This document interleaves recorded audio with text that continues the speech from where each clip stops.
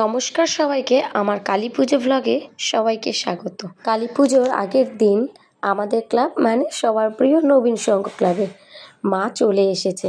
মা আসার খবর পেয়েই বাড়ি যেহেতু কাছেই, তাই ছুটতে চলে এসেছি মাকে দেখতে। মায়ের এই রূপ অপরূপ, আমি যতবার যেন এই মাকে দেখছি যেন মনই ভরছে না। তো কালী পুজোর দিন সন্ধেবেলায় আমি রেডি হয়ে নিয়েছি। সারাদিন আর সেভাবে ভ্লগ করার সময় পাইনি, তাই সন্ধেবেলায় রেডি হয়ে নিয়েছি। তোমরা কিন্তু অবশ্যই বলো আমাকে কেমন লাগছে। তারপর চলে গিয়েছিলাম একটু বাড়িতে, যেহেতু আমার বাবা ফুল বিক্রি করে আর প্রত্যেক বছরের মতন এই বছরও নবীন সংঘের তরফ থেকে আমার বাবার কাছে ফুলের অর্ডারটা যায়। সেই ফুলটা আমিই আনতে যাই।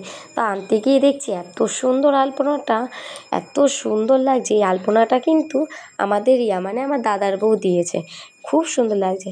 তারপর বাড়িতে আসার পর বাড়িতে একটু আমি ভেবেই রেখেছিলাম যে একটু সন্ধ্যেটা একটু বেশি হোক, মানে ওই 8টা সাড়ে 8টা, তখন আমি মোমবাতি ধরাবো। আমার আগের ব্লগে তো দেখেছো যে 14 প্রদীপ ধরিয়েছি আমি আগের দিন, মানে ভূত চতুর্দশীর দিন। আর আমি যেহেতু মোমবাতি ধরাবো, তো আমার কন্যা পম্পম ও আমার সাথে সাথে মোমবাতি ধরবে। তাই ভাবলাম ওকে তো আর দেশলাই দিতে পারি না, তাই একটা মোমবাতি দিয়ে দিই, ও সেই মোমবাতিটা নিয়ে ধরাবে।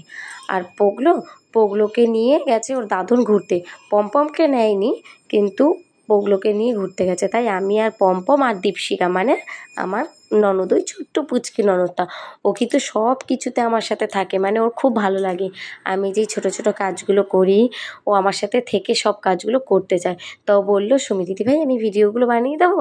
আমি তাহলে তুই ভিডিওগুলো বানিয়ে দে, আমি মোমবাতিগুলো ধরাই। তো আমার যে এই এত সুন্দর সুন্দর মোমবাতি ধরাচ্ছে আর ও যে ভিডিওটা বানাচ্ছে, ওর এই এত সুন্দর ভিডিওগুলো কিন্তু ও নিজেই করেছে। আমার এই ভিডিওগুলো কেমন হয়েছে তোমরা কিন্তু অবশ্যই জানিও।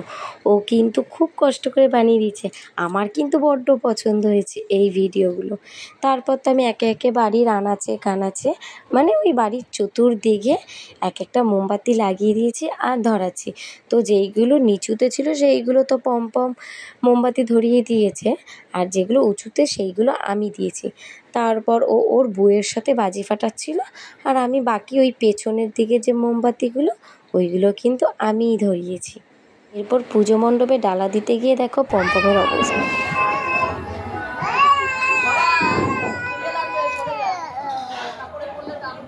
আমি যেহেতু ঠাকুরের কাছে গিয়ে ধূপকাঠি মোমবাতি ধরিয়েছি, তাই তাদের দুজনেরও ইচ্ছে হয়েছে ধূপকাঠি মোমবাতি ধরাবে। আর তোমরা তো দেখলেই পম্পম নিজে জোকার দিয়ে ঠাকুরকে ধূপকাঠি মোমবাতি দেখায়। তারপর আমি যেহেতু এত সুন্দর করে সেজেছি, আমাকে আবার বনু বলল, সুমি দিদি ভাই তুমি বসো, আমি তোমাকে একটা ছবি তুলে দিই। তো ছবি তোলার নাম করে ও কিন্তু ভিডিওই তুলে দিয়েছিল। এরপর যেহেতু মাম্মাম মানে পম্পম সারাদিন বাড়িতে যায়নি, তো বাবাও বলছিল একটু বনুকে নিয়ে আসবে, একটু দেখবো। তো আমি ওইদিকে মোমবাতি ধরিয়ে তারপর পম্পমকে নিয়ে চলে এসেছিলাম একটু বাড়িতে। আর বাড়িতে আসার পর মামির সাথে ছবি তুললো, তারপর বাজি ফাটালো। এরপর আবার আমরা তারপর বাড়ি চলে এসেছি। আর বাড়ি চলে আসার পর বউ আর পম্পম বাজি ফাটাচ্ছিল। আর এইদিকে পোগলোকে দেখো, ও ভয় পাচ্ছিল বলে ও গাড়ির পেছনে লুকিয়েছিল। আর এরা দুজনে কিন্তু একটুও ভয় নেই, প্রচণ্ড মজা করছিল। আর দেখো বুদ্ধিটা কীরকম, ড্রেনের সামনে নিচ্ছিল যাতে যে আগুনের ফুলকিগুলো ড্রেনে পড়ে। এরপর যেহেতু সব করে ঠোরে পম্পমকে খাইয়ে দাইয়ে এরপর আমি ভেবেছি না এবার নিশ্চিন্তে আমি গিয়ে মণ্ডপে পুজো দেখবো। আর যেহেতু উপোস করেছি তো অঞ্জলি দিয়ে ঠিকই একবারে বাড়ি আসবো। তো ওই জন্য একেবারে আমি পম্পমকে খাইয়ে নিয়ে গেছি, যাতে আবার না আমাকে উঠে আসতে হয়। তাই আর আজকে ওকে কিন্তু আমি নিরামিষই খাইছি। ব্যাস, আমি যে পুজো মণ্ডপে ঢুকেছি, সোনাইয়ের অবস্থাটা দেখো, ও আমাকে দেখেই বোম ছুটছে। আমি বললাম ফাটাস না, ও যেই আমার দিকে ছুটলো ব্যাস আমি কিন্তু জোরে দৌড়ে পালিয়ে গিয়েছিলাম। তারপর ওরা যখন ফাটাচ্ছে আমি এক সাইড থেকে নিয়ে দৌড় মেরেছি, কারণ আমি কিন্তু ভীষণ ভয় পাই। যাই হোক, ছোটো বোমা যাই হোক, কিন্তু আমার ভীষণ ভয় লাগে ওই গায়ে আসবে ছিটকে, কারণ আমার কিন্তু ছোটোবেলায় একটা খুব খারাপ এক্সপিরিয়েন্স রয়েছে। কালী ফটকা ফাটাতে গিয়ে আমার হাতেই ফেটে গিয়েছিলো। ওই পর থেকে আমি ভীষণ ভয় পাই। তাও একটু সাহস দেখাই বাজি ফাটানোর, তো ওরা খুব জোর জবরদস্তি করাতে বোম ফাটানোর সাহসটা নিচ্ছিলাম। তো ভাবছিলাম যে না একটু পরেই ফাটাই। দেখো মাকে সাজানোর পর কত সুন্দর লাগছে। আর ওরা কিন্তু এদিকে বাজি ফাটিয়ে যাচ্ছে। আর আমি যেহেতু মাঠের পাশে দাঁড়িয়ে আছি, সব বাবাইয়ের বন্ধুরা মানে দাদারা আমাকে ভয় দেখাচ্ছে, ঝুমা তোর গায়ে চাল না, ঝুমা তোর গায়ে চাল না। আমার এত ভয় লাগছিল। তারপর দেখো আমাদের এক দিদি মানে মাম্পি দিদি ফাটাচ্ছে। এটাকে কী বাজি বলে আমি না মনে নেই, তোমরা যদি জানো তাহলে অবশ্যই কমেন্ট করে জানাবে। তো আমাকে ওরা বারবার বলছে একটু ফাটিয়ে যা, তাহলে ঠিক আছে। দেখো আমার অবস্থাটা একবার।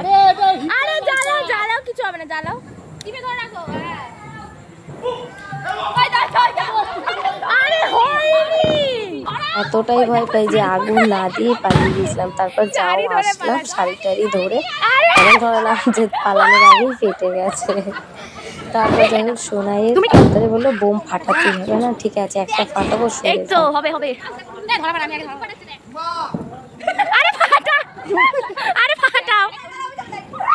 তারপর বোম ছুঁড়েই পালিয়ে গেছে। আর আমি বোম ছুঁড়ছি বলে আমার পাশ দিয়ে একটা বোন ও দে আমি তারপর যাই হোক একের পর এক আরেকটা কি এটা পটকা বাজিটা কি বাজি যাই হোক একটু ফাটালাম। আর এইদিকে এরা দুই বোন মিলে তারাবাজি ফাটাচ্ছে।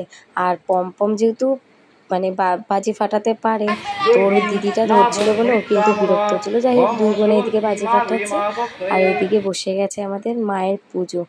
আর পুজো বসেছে যেহেতু, তাই আমরা সব মেয়েরা বউরা সব বাইরেই বসা ছিলাম। আর যখন অঞ্জলি হবে তখন গিয়ে আমি ভেতরে গিয়ে বসবো। আমি আর অঙ্কিতাদি গল্প করছিলাম। তারপর আমাদের মাঝখানে এসে পড়েছে মাম্পিদি। ও মাম্পিদিকে বলছিলাম যে একটা কথা, যে তুমি আমার ভিডিওতে এসে গেছো মানে কিন্তু ভাইরাল হবে। ব্যাস হাসি আর কে থামায়, বলছে মানে হাসাচ্ছি আর মাম্পিদি হেসেই যাচ্ছে, হাসি আর থামছে না মাম্পিদি। তারপর কোনো মতে থামাতে আমরা এইদিকে তিনজনের মধ্যে চলে এসেছিলাম আমি সোনা। তো ভাবলাম যে একটু ছবি তুলে সুবিধা আছে, ছবি তো তুলতে দিয়েছি, ছবি তোলার বদলে ভিডিওই তুলে দিয়েছি। আর এদিকে দুটো পুজো হচ্ছে আর অন্যদিকে কিন্তু পাড়ার ছেলেরা কিন্তু একের পর এক বাজি ফাটিয়েই যাচ্ছে। আর লাস্টে যে এই বাজিটা, এই বাজিটাতেই কিন্তু আমার 1 বছর মানে আমি তখন অনেক ছোটো ছিলাম, কালী ফটকা ফাটা থেকে আমার হাত পড়ে গিয়েছিল। সেই পর থেকে আমি বাজি ফাটাতে ভীষণই ভয় পাই। তো দাদা কী করেছে মানে জেনিদা একবারে কালী পটকাগুলোকে পরপর সাজিয়ে নিয়ে ফাটিয়েছে। তার মধ্যে কিন্তু একটা একটা গায়ে ছিটকেই এসেছিল। আর সবাই দেখো দিদি দাঁড়িয়ে গেছে, আমি কিন্তু ভীষণ ভয় পাচ্ছিলাম। তারপর আমিও মণ্ডপে ঢুকে বসে আছি। এরপর হবে অঞ্জলি। আর অঞ্জলি প্রায় এখন 2টোর মতন বেজে গিয়েছিল, সেই সময় আমাদের অঞ্জলিটা শুরু হয়েছে। আর সেইভাবে কিন্তু খুব একটা কেউ উপোস করেনি, যেহেতু একটু এবারে পাড়ায় পুজো বা যে কোনো অনেক কিছু নিয়ে ক্লাব সঙ্গতে একটু সমস্যা হয়েছিল বলে ওর জন্য যাও অনেকে উপোস করে, সেইভাবে কেউই উপোস করেনি। এই আমরা 3জন মানে একটা দাদার মা, কাকি, একটা পিসি আর আমি উপোস করেছিলাম। আর এদিকে যিনি পুজো করছেন ঠাকুরমশাই, ইনিও কিন্তু এই ক্লাবেরই আর একজন সদস্য। তো পুজো হচ্ছিল আর আমি এখানে বসে ছোট ছোট ভিডিও ক্লিপ নিচ্ছিলাম। দেখো একদম চোখ মুখ শুকিয়ে গেছে, সারাদিন উপোস না। আর আরেকদিকে দেখেছো পম কিন্তু জেগে রয়েছে প্রায় 2-2:30 অবধি। আমি শুধু চিন্তা করছিলাম যে কখন ঘুমাবো। তো যখন পরে শুনলাম যে প্রদীপ জ্বালানোটা একটু পরে হবে, তা আমি কী করেছি বাড়িতে গিয়ে মাকে বলেছি তুমি চলো আমি পমকে ঘুম পাড়িয়ে দেবো, তারপর তুমি ওকে নিয়ে ঘুমাবে। আমি যদি বলি না যে তুই গিয়ে এখন আমার কাছে ঘুমা আর আমি গিয়ে মন্দিরে যাই, ও তাহলে একটু ঘুমাবে না, আমার সাথে সাথেই যাবে। তাই আমি ওকে নিয়ে এমনভাবে বুঝিয়েছি যে আমিও ঘুমাবো। তারপর ওকে নিয়ে ও ঘুমিয়ে গেছে, তারপর মাও পাশে ঘুমিয়েছে আর আমিও তারপর এসেছি এখানে। আর আমি যে সময় না অঞ্জলি দিয়েছিলাম সেই সময় না ওই দাদারা মিলে এই সেলগুলো ফাটাচ্ছিল। তো অন্য একজন ভিডিওটা করছে, তো খুব সুবিধাই হলো আমার ব্লগে অ্যাড করতে। আর এইদিকে বসে গেছি আমি 108টা প্রদীপ সাজাতে, আমি আর কাকি মিলে। তারপর এক এক করে প্রদীপ ধরানোর প্রথম প্রদীপটা কিন্তু আমি আর কাকি মিলে বেশি ধরিয়েছি। আর এই প্রদীপ না সবাই ধরাতে পারে, তাই এক এক করে সবাই ধরিয়ে নিচ্ছিল। আর শেষে যেই কটা প্রদীপ বাকি ছিল তখন আমি ধরিয়েছি। আর এদিকে কিন্তু মায়ের আরতি চলছে, আর এদিকে আমাদের 108 প্রদীপ ধরানো চলছে।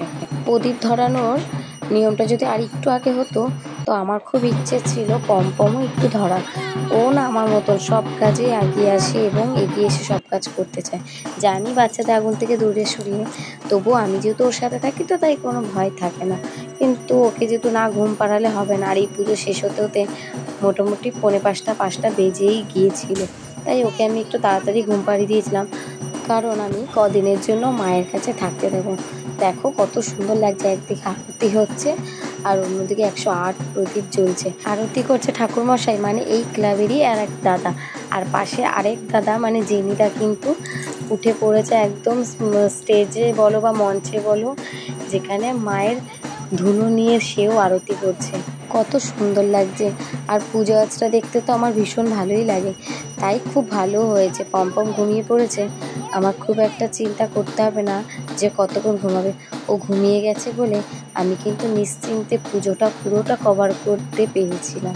নয়তো এই 3-4 বছর ধরে পমপমের জন্য কিন্তু আমি পুরো পুজোটা দেখতেও পারি না, যেহেতু ওকে নিয়ে শুতে হয়। ওই কারণে খুব একটা রাত করি না, বাড়িতে চলে যাই। তারপর শুরু হয়েছিল মায়ের যজ্ঞ। ওই মোটামুটি 3:30 4:45 দিকে মায়ের যজ্ঞ শুরু হয়েছিল।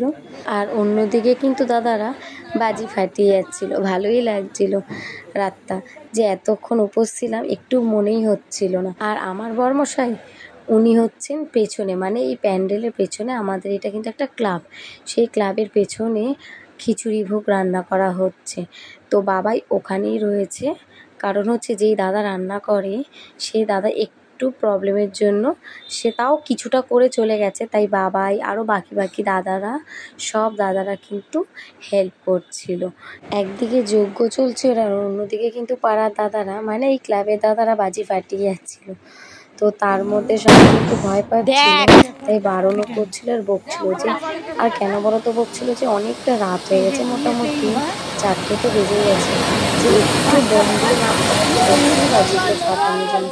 তো দেখো কত সুন্দর তুবড়িটা, আমার কিন্তু খুব ভালো লাগে এই তুবড়ি, তারাবাজি, তারপর হচ্ছে বিভিন্ন ধরনের শব্দ ছাড়া বাজিগুলো আমার ভীষণ ভালোই লাগে।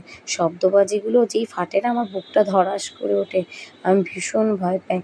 তো অনেকটা যেহেতু রাতও হয়েছে, তাই একটু বলছিল যে যাতে শব্দবাজিগুলো না ফাটানো হয়।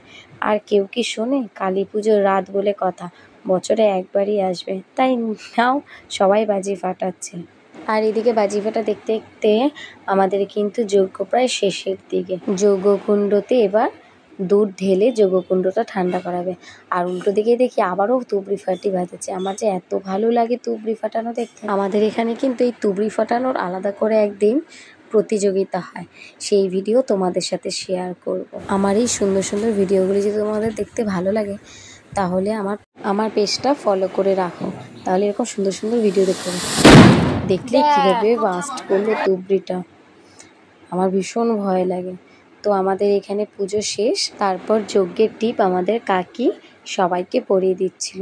তাই খুব মনে পড়ছিল যে মেয়েটা থাকলে মেয়েটাও পড়তো, কিন্তু যেহেতু এত রাত অবধি জাগিয়ে রাখা উচিত নয়। আজকের মতন আমার কালী পুজো দিনের ভিডিওটি এখানেই শেষ করছি। যদি আমার ভিডিওটি খুব ভালো লাগে তাহলে অবশ্যই একটা লাইক, কমেন্ট, শেয়ার করতে ভুলবে না। ভালো থাকবে, সুস্থ থাকবে, সাবধানে থাকবে। রাধে রাধে।